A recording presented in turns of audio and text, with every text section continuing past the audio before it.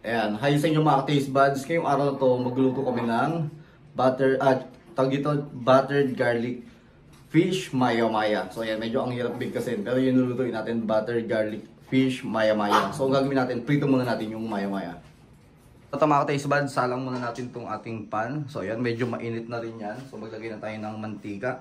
So kagandahan sa ginagamit natin, non-stick pan na yung gagamitin natin pang prito. Dito na rin natin lulutuin yun mamaya. So ayan. Hayaan muna natin na medyo uminit ito bago natin ilagay yung isda. Ayan. So ilalagay na natin yung mga isda. So ito nga pala yung isdang maya-maya. Ayan, lagyan natin dito.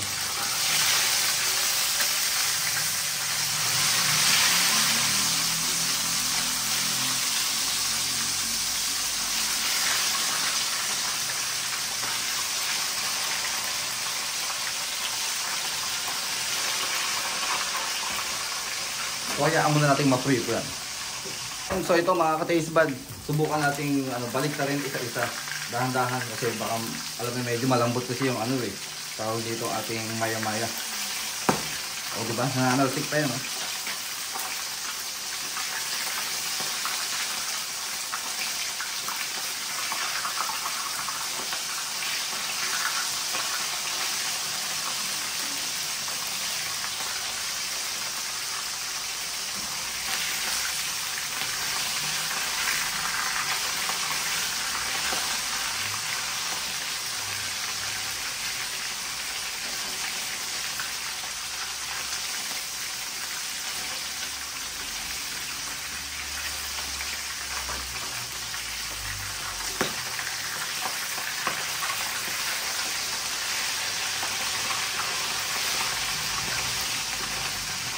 Nagdikit talaga sila, pero okay lang yan. So ang ganda ng pagkakaprito natin.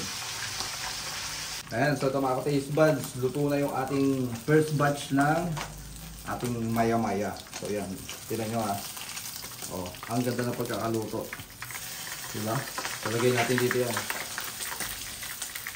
Oh. Ito pa.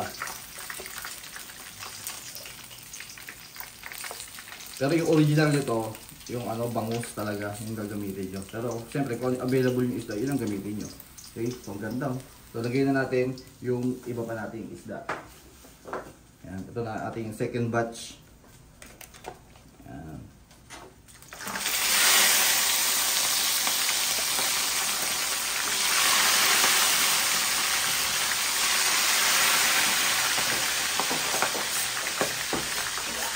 Ayan, ito mga ka-taste buds. Subukan natin balik na rin isa-isa. Oh, maganda pagkakaluto. Pero gusto ko sa kanya, lutuin pa siya mamaya. Unahin muna natin yung pinakaloob. Ito, luto na rin.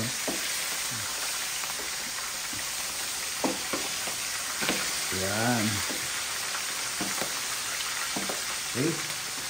So ito mga ka-taste buds. Naipilito na natin yung ating second batch. So ano pa ginagawa natin? Kunin na natin kaagad yan. Itlagay na natin dito. Kasi isa-set aside muna natin ito. Ayan. Dahil ang tawag dito, maglaan naman tayo dito ng butter.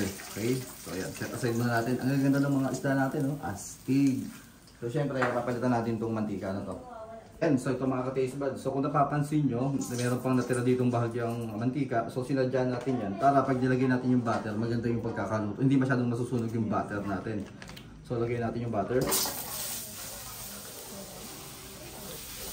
Kung sa tingin nyo na hindi pa sapat yung dami ng butter, pwede pa kayong magdagdag. Pero sa tingin ko ito pwede na rin siguro yung ganitong karami. So hayaan muna natin na medyo matunaw yan. Ayan mga ka-taste buds. So unti-unti lang nagme-melt yung ating butter. So habang nagme-melt pa lang siya, ilalagay na natin kaagad yung ating bawang. So marami tayong nilagay na bawang. So ayan, i-chop nyo lang siyang maigi ng maliliit, katulad ng ganyan, para maganda yung pagkakaluto. So ayan, so ang gagawin natin dito is igigisa-gisa muna natin yan. Okay? Marami pa tayong isasahog dito na pampalasa para sa ating butter. Ayan, so ito mga taste buds, halu-haluin muna natin. Check natin yung ating bawang, medyo nagbabrown na siya. So goods na yung ganyan. So kapag ganyan na siya, ito na yung time para ilagay natin itong ating oyster sauce. So huwag naman masyadong marami. So yung ginamit kong oyster sauce dito, ito yung oyster sauce ng Mama Sita. Ayan, vegetable oyster sauce. So pwede yung ganyan. Kung sa tingin nyo kulang pa yung oyster sauce, pwede kayong magdagdag. Okay? Then maglalagay tayo dito ng paminta. Lagyan natin ng paminta. Depende na sa inyo kung gaano karami paminta yung gusto nyo ilagay. Yan, pwede na siguro yung ganyan. Then, haluin lang natin to. Yan, halu-haluin natin. So yung nakikita nyo color brown na yan, yun yung ating oyster sauce. Okay, so yan. Lalagyan na natin itong ating chilies. Kasi medyo manghang talaga ang lutong ito. Kung ayaw na manghang, pwede kayo hindi maglagay ng sili. So ayan. So halo lang natin ganyan yan. And then, ang gagawin naman natin yun is hinaan lang natin yung apoy. Hinaan natin medyo maluto-luto. At maglalagay tayo ng konting asukal. Ayan, so ito maglalagay na tayo ng konting asukal para sa pampalasa. Then maglagay tayo ng ganito. Okay, para madagdagan yung kanyang sarap. Subukan nyo rin yung mamasita na ginamit namin dito ha. Ako ang sarap niya talaga kapag ginamit nyo dito yun. Nilagay natin itong ating yan. Then ito toss lang natin yan. Halo-haloin lang natin. And then ayan na yan. Luto lang ang ating buttered garlic fish maya-maya. Grabe, subukan nyo to, ang sarap nito.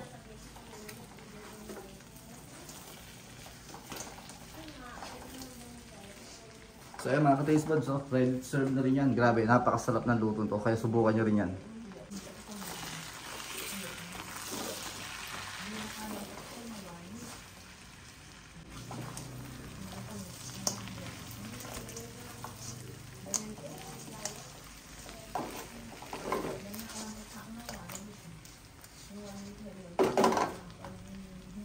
So yun guys, kung nagustuhan nyo yung niluto ko na napakasarap at syempre napakasimple din. Spicy fish maya-maya, ginawa nating buttered. Okay, so buttered fish maya-maya, spicy. So yun, yeah, kung gusto nyo yung gano'n, yan, magluto din kayo ng gano'n, napakasimple pa. So yan, at syempre yung ginamit ko ng oyster sauce, yung oyster sauce na Mamasita.